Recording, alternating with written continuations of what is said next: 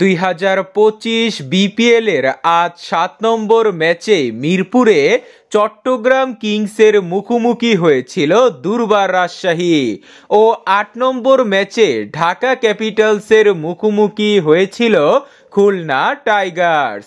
দিনের প্রথম ম্যাচে টস জিতে চিটাগং কিংসকে ব্যাটিংয়ে পাঠায় দুর্বার রাজশাহী। 5 উইকেট খরচ করে ওসমান খানের 123 রানের দুর্দান্ত ইনিংসে 219 রানের টার্গেট দেয় Chittagong Kings.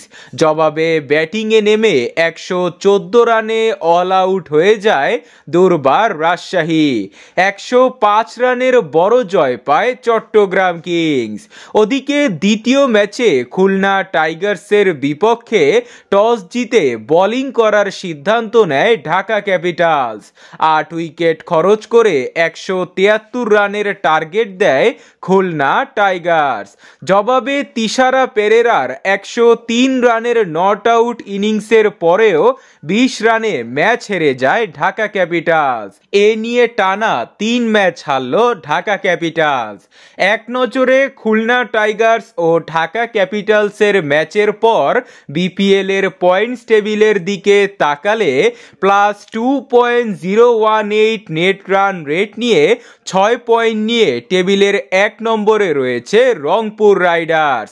+1.425 net run rate নিয়ে দুটি ম্যাচে 2 জয়ে 4 পয়েন্ট নিয়ে 2 নম্বরে রয়েছে খুলনা টাইগার্স। দুটি ম্যাচে একটি জয় ও একটি পরাজয়ে 2 পয়েন্ট নিয়ে 3 নম্বরে রয়েছে চট্টগ্রাম কিংস।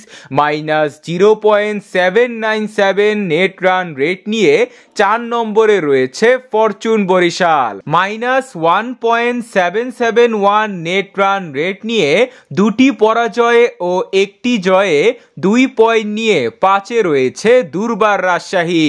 6-এ রয়েছে ঢাকা ও 7-এ রয়েছে সিলেট স্ট্রাইকার্স।